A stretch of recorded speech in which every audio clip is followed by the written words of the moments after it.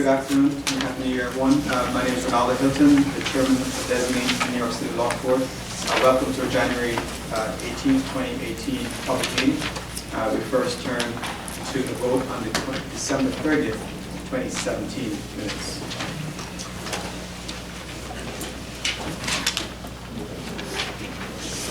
Please. Good.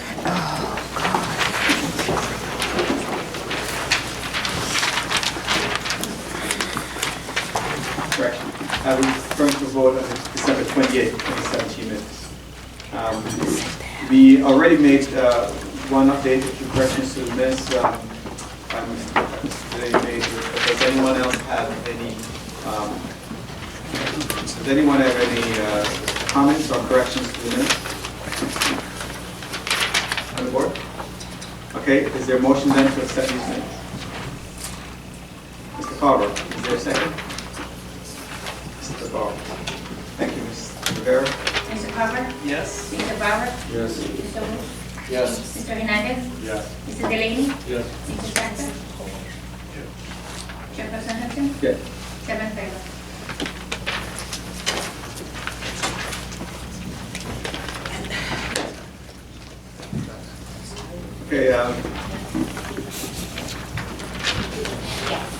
Okay, so to the extent that we can just have, these meetings are being recorded and there's a camera in the back, so if we could just have some cooperation in having the camera where it needs to be focused and not blocked. Thank you. Ms. Balsam, Helen Balsam, the Executive Director of the Law Board, will now do her Executive Director's report. So I'm going to start with our end-of-year report for 2017. This is just a whole lot of statistics about what happened with the law board last year. So our current inventory of buildings is 341. There were 11 buildings added and 7 buildings removed. This is last year. Cases considered by the law board, we decided 137. 9 of them were removal, 70 summary, 44 were on the master calendar, and 14 were reconsiderations. And most of the cases considered by month, we had overall 165 cases were considered because some of the cases were considered on more than one calendar, so some of them appeared several times on calendars. But overall, we had 15 cases by the calendar. You can see that we had many more coverage cases than any other kind of cases. 51 of them, as a matter of fact. Number 2 on the list is the FO cases, which are the failure to register cases. The reason that there are so many of them is that we had both last year's and this year's failure to register in the same year. So that's why that number is so high, and a smattering of the other kinds of cases. In terms of removal cases, we had 7 buildings, as I said before, that were removed. Originally, there were 36 IMD units that would have been eligible for rent regulation, but at the end of the day, only 10 of those wound up as being rent regulated. Most of them were not rent regulated because of buyouts, tenants took buyouts. Application statistics, currently we have 250 applications pending. This is as of December 13th. Non-coverage cases, 142, and 108 coverage cases. Yeah, question? Yes. With regard to the pending applications, do you have data that shows what the status of the number of pending applications was in prior years? You can see what I had last year. I don't know about years before that. But are you talking about at the end of the year and the applications were pending? I'm trying to get a sense of how big the backlog is of cases and how that compares to previous years. I can try and figure that out. We don't necessarily have it in the fingertips, but we can certainly compare with last year and this year. Okay.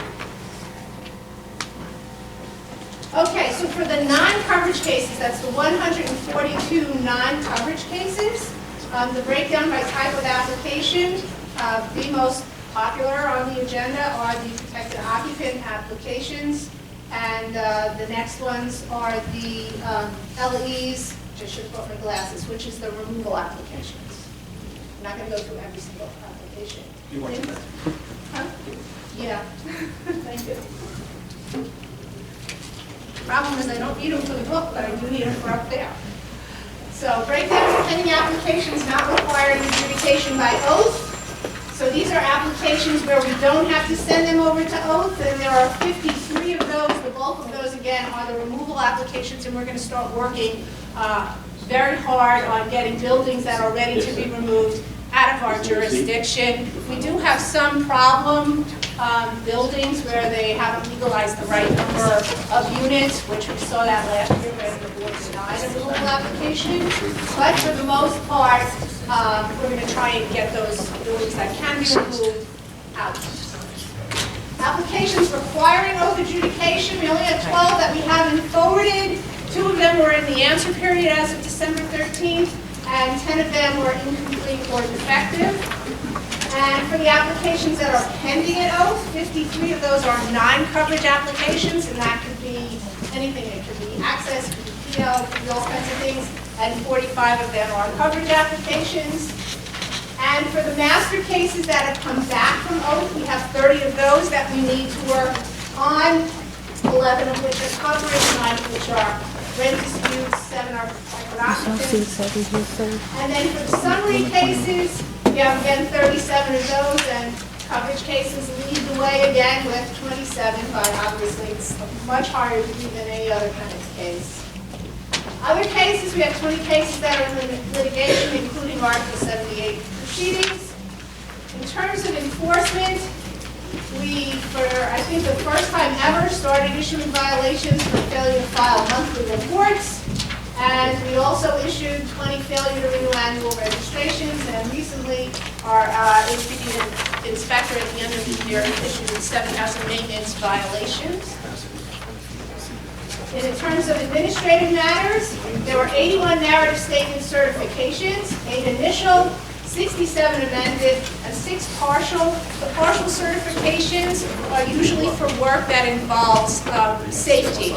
So it would be like sidewalk sheds or facade work. So not necessarily work in the IMD units, but it's something that would be a public safety issue.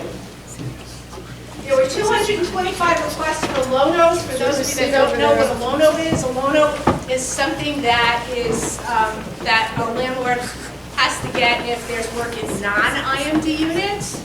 So we had 225 requests for those, 204 were granted, 13 denied, 3 were rejected because they were incomplete, and 5 were rejected because the buildings are not IMDs and not under our jurisdiction.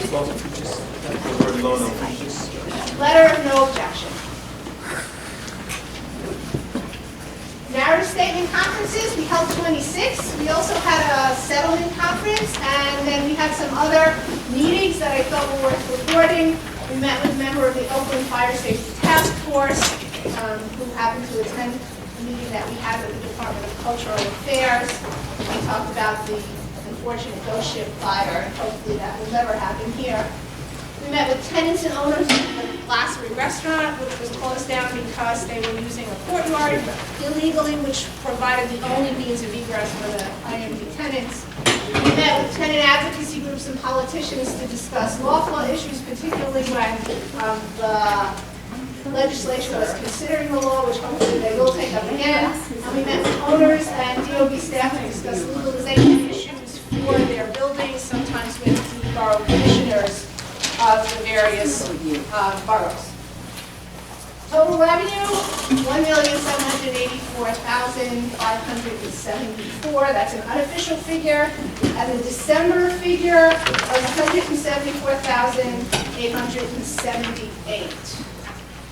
And finally, FOIL requests, which we've never really reported on before. And I have to say, I came from ECB, which was an awfully busy agency, and I am just constantly astounded at the number of FOIL requests that the Loft board gets. It is so much more than we had at ECB. But 300 are very diligent public public access officer processed 364 of the FOIL requests, and usually very quickly, unless you need to get emails. If you're requesting emails from people that have left, it's going to take a long time because there's a special search that has to be done for that. But other than that, we get them out fairly quickly. So that's the end of that portion of the report. In addition, I wanted to report that we've been told by the mayor's office that the Office of Appointments is looking at candidates to fill the vacancies. And we wanted to reiterate a statement that was made by the former executive director in March of 2016 concerning the use of Modine gas heaters or similar gas-fired direct vent systems that are used for commercial purposes. So these are the large heaters that hang from the ceiling, and we know that some of the units do have them. Remember that they really should not be in sleeping areas and they should not be in enclosed areas. The March 16 notice, which we are going to resend to everybody and will send out with the orders, we'll put it in all the orders for the owners and the tenants. We will send them out again to say that you should install a hardwired carbon monoxide detector on the Modine heater if, in fact, you can't get rid of the Modine heater altogether. And we would urge tenants to please call us if you have these big heaters and you don't have the carbon monoxide detector, because this is something that you really need. And as Mr. Roche said last month, and I thank you for bringing this to our attention again, carbon monoxide detectors save lives. The only other thing I have to report on is we have, in terms of litigation, we had a couple of cases that came in. One was a mandamus for the building 99 Sutton, which is the one that we did remove last year. We have a pending administrative determination on whether or not they filed valid sales records, so they're asking us to decide that. And the other is a case that doesn't name the Loft Board but concerns the Loft law. Two tenants in a Brooklyn building brought an action in the Supreme Court asking the court to find them covered under the Loft law and to have DOB indicate in its computer system that the building is covered under the theory that the statute of limitations in the Loft law only applies to Loft Board processing. Any questions? I'm going to go back to this. If you have questions, I'll answer them.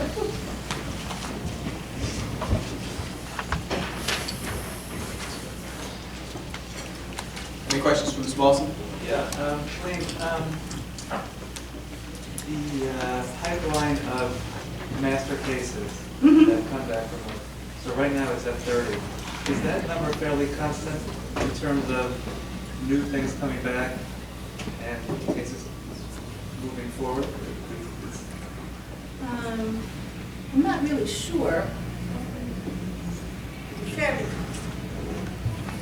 And We should be able to do better because we do have more staff now, but we're just getting to that point where everything's up to speed and we can sort of turn them. I guess the answer, I guess the lag here at the level when they come back has to do with the cases more complex than another, obviously, more research might need to be done on some. Right. A couple questions. You mentioned the Modine heater issue. And first, during the 2-week period that we had here in the city, from a few days before Christmas till the end of the first week of January, the temperature didn't get into freezing. Did we log a lot of heat complaints? We had a certain number of heat complaints. Some of them had actually started prior to that. But yeah, we did have, I don't know what the exact number is, but I can tell you that most of the landlords were taking care of the issue, at least giving temporary heat if they couldn't give gas heat. So we have a lot of space heaters.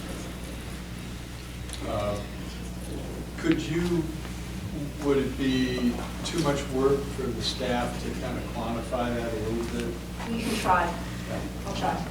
And the other thing, on the Modine heater issue, as I recall this, and it was really a bigger issue 2 winters ago when it first came to our attention. The problem is if a tenant reports a Modine heater that one of the ways that that can backfire is that the gas then gets shut off to the unit. And what I was given to understand is that our heating inspector was doing phone work rather than making visits. Is that still the policy? He does a lot of phone work. It depends on what the nature of the complaint is, but if we got if we had a call from a tenant that said, I have a module heater and don't have carbon monoxide detector, we would call the owner to say, put in a hardwired carbon monoxide detector.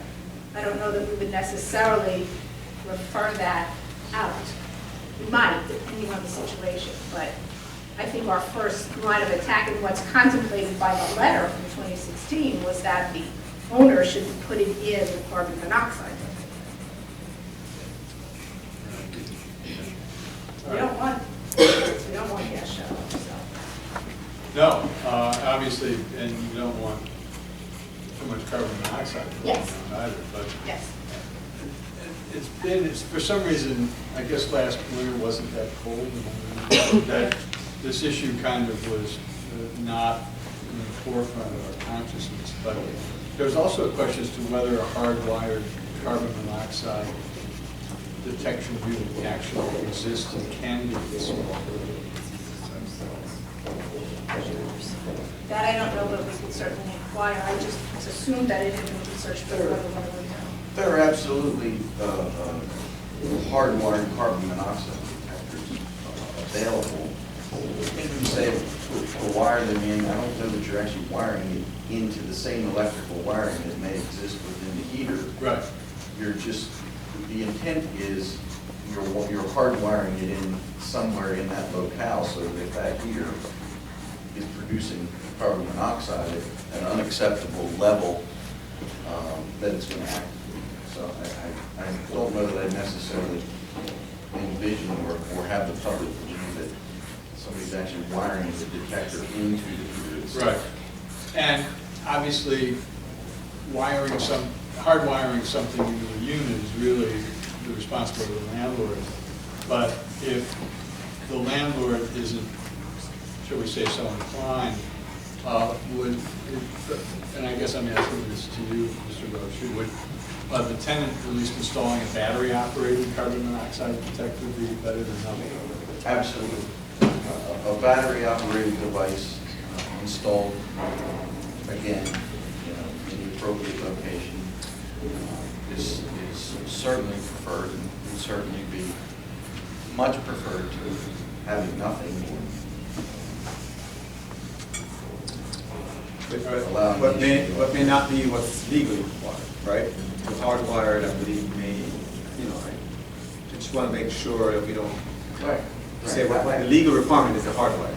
I guess what I'm trying to say is that the idea is to get protection as rapidly as possible and not to sit back and get involved in possible weeks or months worth of litigation over, is the owner going to pay for a hardwired detector or do I have to pay for it myself? I mean, it only takes one night of that detector malfunctioning and it could cost a life. So get something in there and litigate it out with a $12.50 battery operated detector in place with the idea that we're going to try to encourage and legally enforce the fact that the owner should possibly install the device hardwired. Yeah. Life is more important. Absolutely. Thank you. Are there any more questions for the Executive Director regarding her report? I would just note that there are some other statistics following the format that I shared with you folks a couple months ago that I'd still like to see developed. But I'll convey that in a message rather than. Sure. Okay. Thanks, Mr. All right. So we're now going to vote on the summer calendar cases. There are 8 cases going to be reduced by 1. I'll mention it in a second. So there are 7 actual cases on the summer calendar. And they've been voted on as a group. The reason why I'm removing Case number 4, Zachary Sullivan, Rebecca Pontes, Teixeira, and Buda Lennox. And that case will be voted on separately. So let me just read the cases for the summer calendar now. Those will be voted on as a group. First case is Amicus Associates LLP, 83 Canal Street in Manhattan. Docket number is LS0236. Renee Smith and David Senior at 449-465 Street, Troutman Street in Brooklyn. Docket number PO0039. The fourth case is Judith Shea and Ricardo Vasquez, 124 Chambers Street in Manhattan. Docket number PO0066. The fourth case is, which is 5 on our agenda, Brian R. Gregg, address 226 Franklin Street in Brooklyn. Docket number TR1323. The fifth case, Shu Chong Tan Mao at 106 Canal Street. Docket number TR1338. The sixth case is Gina M. Berger, address 149 Canal Street in Manhattan, TR13. And the last case, Constance Dubois, 136 to 140 Jackson Street in Brooklyn, TR1349. A correction, the sixth case should be TR1347. And the seventh case is TR1349. Does anyone have any comments on these cases? No, there are no comments on these cases. Do I have a vote to accept these cases? Motion, I'm sorry. Mr. Barrows. Mr. Carver, you second. Mr. Rivera. Mr. Carver. Yes? Mr. Bauer. Yes. Mr. Bush. Yes. Mr. Hernandez. Yes. Mr. Delaney. Yes. Mr. Jackson. Yes. Chairperson Middleton. Yes. 7 in favor.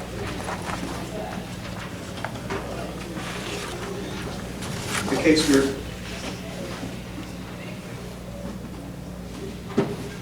the next case that we remove for separate presentation is Zachary Sullivan, Rebecca Pontes, and Teixeira and Buda Lennox at 216 Plymouth Street in Brooklyn, TR1205. And Ms. Lavelle is going to present this case. Thank you.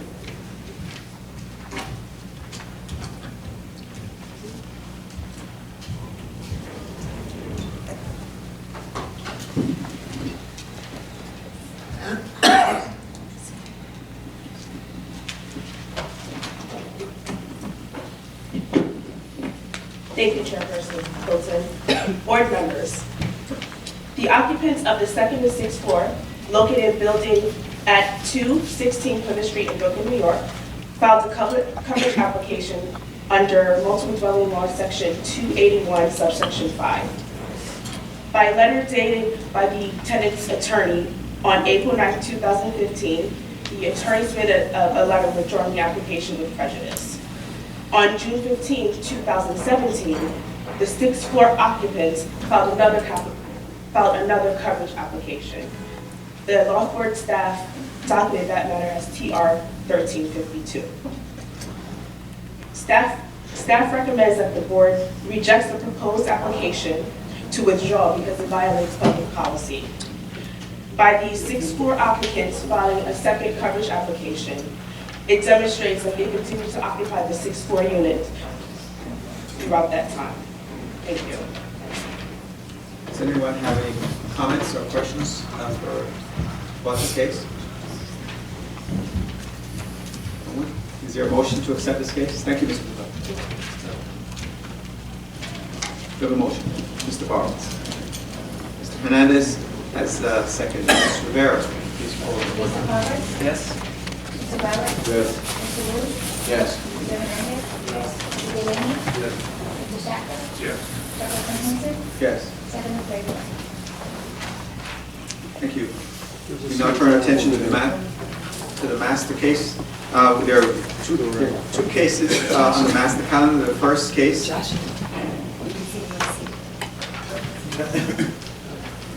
First case is Ben Godward and James Pike piled, at address 238 Melrose Street in Brooklyn, docket number TR1194. Mr. Bobbitt, please present this case. This is Bobby.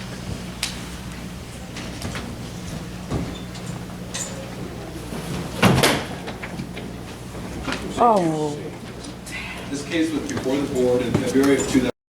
This case was before the board in February of 2016. At that time, the board issued order number 4479, which rejected the proposed stipulation as against public policy because it allowed the tenants to remain and continue to use their units for residential purposes until September 30th, 2020, without Article 7C protection. The board remanded the application to OAK for further adjudication. On November 27, 2017, owner and tenants entered into another stipulation which again allows the tenants to remain and continue to use the unit for residential purposes until October 31st, 2018, without Article 7C protection. Staff recommends that the court reject the current stipulation as against public policy and remands the application to OAK for further adjudication. Thank you, Mr. Bobbitt. Do we have any comments or questions for Mr. Bobbitt regarding this case? Yes, Mr. Yeah, I would just like to express my concern that this application by the two tenants on two different floors of this building was originally filed in March of 2014. The stipulation, which was going to allow them to live there until 2020, was entered into on August 10th of 2015. But somehow on July 21st of 2015, a little less than a month before the stipulation, the landlord managed to get a certificate of occupancy for this building, which shows the third floor as being residential, and the language on the certificate of occupancy says residential loft, no change. Fourth floor, residential loft, no change. And it's not clear to me how this certificate of occupancy was generated. And there was discussion about how this process works in the private sessions we held before the public meeting. And in particular, this building seems to have been able to sail through, even though there was a coverage application pending, without any oversight by the law board, without an error of statement documents. And something about this strikes me as questionable as to how this certificate of occupancy works. Do you know if the building was under Loft jurisdiction at the time the CO was given? It was not. There was an application pending. I just want to note that the word, or just kind of the word loft on the C of O, I don't know the real intention of the filer or the applicant there, but the word loft does not, buildings does not mean necessarily multiple levels. It's just could be a generic reference to loft buildings. But what was your particular concern about why the CO was not issued? It just strikes me as unusual that how this took place. Is there any other concerns, comments about this?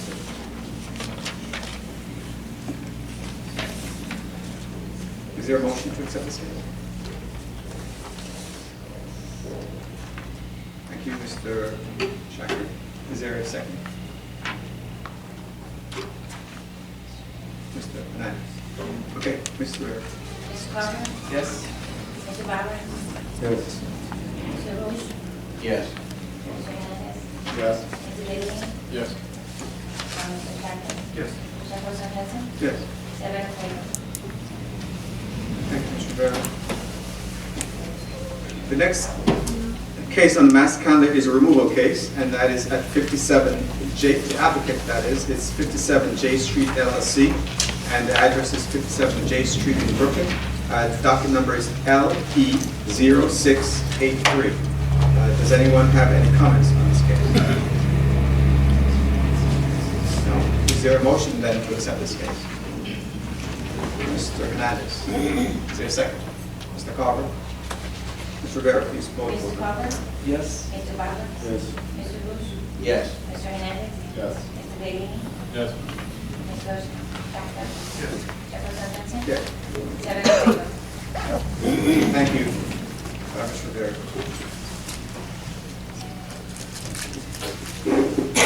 This will conclude our January 18th, 2018 Loft Board meeting. Our next public meeting will be held here at 22 Reed Street on the first floor on February 15th, 2018, again at 2 p.m.